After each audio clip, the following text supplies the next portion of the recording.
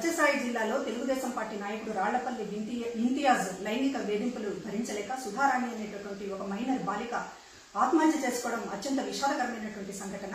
వరుసగా అనంతపురం జిల్లాలో తెలుగుదేశం పార్టీ నాయకులు కార్యకర్తలు ఇటువంటి అఘాయిత్యాలకు పాల్పడడం అనేటటువంటి ఆందోళన కలిగిస్తోంది.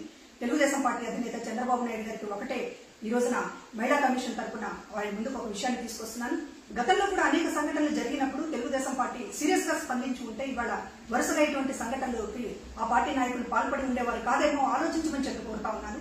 విజయవాడలో వినోద్ జైన్ విషయము, అదేవిధంగా తెలుగుదేశం పార్టీ కార్యాలయంలోనే లోకేష్ పిఏ అఘాయిత్యం చేసినట్లు ఒక మహిళ ముందుకు వచ్చి చెప్పడము, అదేవిధంగా అనంతపురం జిల్లాలో వరుసగా అనేక సంఘటనలు ఇవన్నీ వస్తున్నప్పుడు మీ పార్టీ సీరియస్ గా స్పందించాల్సినటువంటి అవసరం ఉన్నది.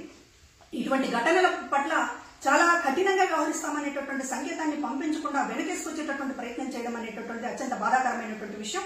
ఇట్లాంటి సంఘటనల పట్ల ఈ రోజు సత్యసాయి జిల్లా ఎస్పీ గారితో మాట్లాడాను. నిందితులను అరెస్ట్ చేశారు. వేగంగా దర్యాప్తు జరగాలని చెప్పి కోరుతూ ఉన్నాం. బాధిత కుటుంబానికి పూర్తిగా అండదండగా నిలబడతాము.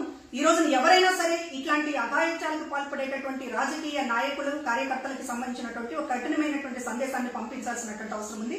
ఇటువంటి వాళ్ళని ఎట్టి పరిస్థితుల్లో ఉపేక్షించేది లేదు. పైగా ప్రత్యేకమైనటువంటి సెక్షన్లు పెట్టి విచారణ కూడా వేగవంతం చేయడానికి పోలీసు వ్యవస్థ సిద్ధం కావాలని చెప్పి మహిళా కమిషన్ తరఫున కోరుతున్నాను. తెలుగుదేశం పార్టీ నాయకులు దయచేసి ఇట్లాంటి విషయాల పట్ల కఠినంగా వ్యవహరించండి, కఠినంగా స్పందించండి. అంతే తప్ప వెనకేసుకొచ్చేటటువంటి ప్రయత్నం మాత్రం చేయవద్దు అనే చెప్పి కోరుతున్నాను. హాయ్ ఫ్రెండ్స్, మా టుడే టుమారో యూట్యూబ్ ఛానల్ చూస్తున్నందుకు చాలా థ్యాంక్స్. మరిన్ని లేటెస్ట్ వీడియోస్ కోసం వెంటనే సబ్స్క్రైబ్ చేయండి. అలాగే ఈ బెల్ ని కూడా రింగ్ చేసేయండి. మా నోటిఫికేషన్స్ అన్ని మీ మొబైల్లో వస్తాయి.